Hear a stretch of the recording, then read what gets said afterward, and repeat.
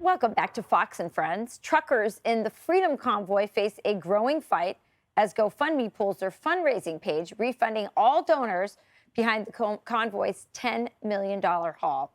Christian-based funding site GiveSendGo stepping up as an alternative fundraising platform, already raising more than $2 million.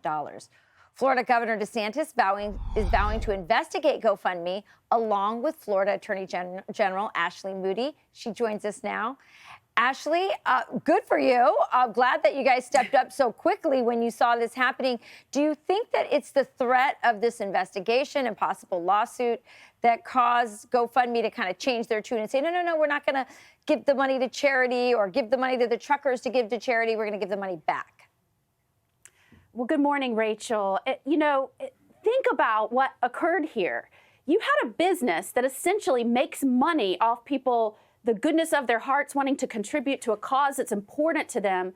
You have a big business that encourages that. They take a percentage, not only a percentage of the donation, but money per donation. So they make money when folks raise money through their platform.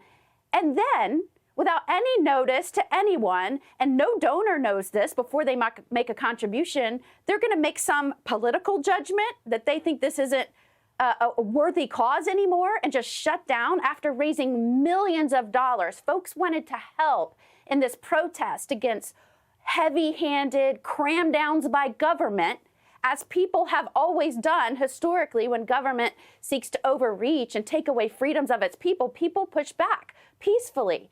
And you have a business here who makes money off people wanting to donate to that and then just shutting it down.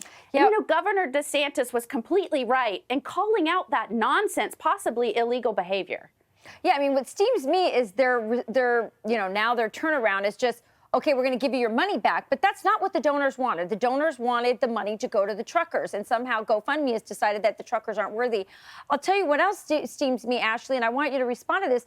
GoFundMe funded and facilitated donations to BLM. BLM, who, get billions of dollars in damages, looting, 34 people dead. Why is that okay? And this isn't. And isn't this absolutely discriminatory?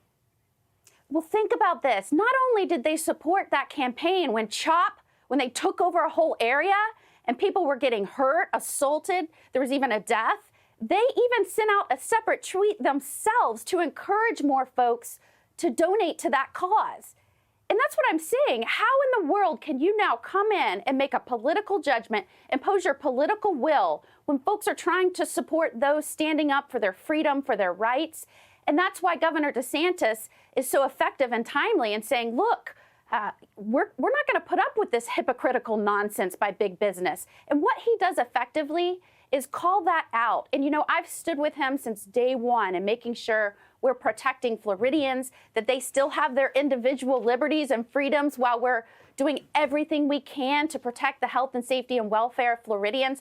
But that's why people are taking refuge in Florida. Yeah. They're coming from all places, New York, California, you name it, because they know we will always be a beacon of freedom and we will work hard to protect their rights. Yeah, well, you're not alone. Texas and Louisiana have joined you. We might see a movement to protect conservatives who are being discriminated by these big tech companies. We appreciate you standing up so quickly to defend conservatives in this cause and the truckers, who definitely deserve what the donors wanted to give them.